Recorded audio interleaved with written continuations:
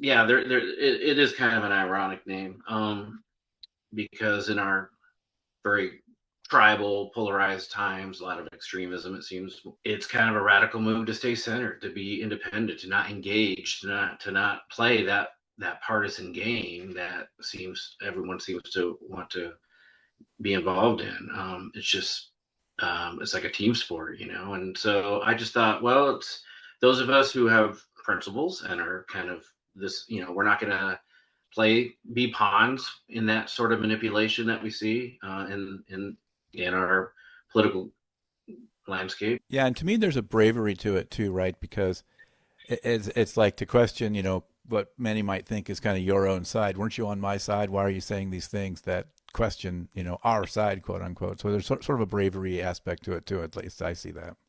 There is. I feel like I can get. I would have done a lot better if I had picked a side and went all in. Right? It's Right. hated by both sides, and people don't understand you, and people, you gotta take it from both ends there. But I think, part of the whole radical thing too is that it's a nonpartisan page, and we tend to be fairly centrist in sort of our outlook, and but not timid, not feeble. I mean, there's a radicalness to it, to where it's like, no, we're going to stand up and say something. We feel this country is kind of getting taken from us.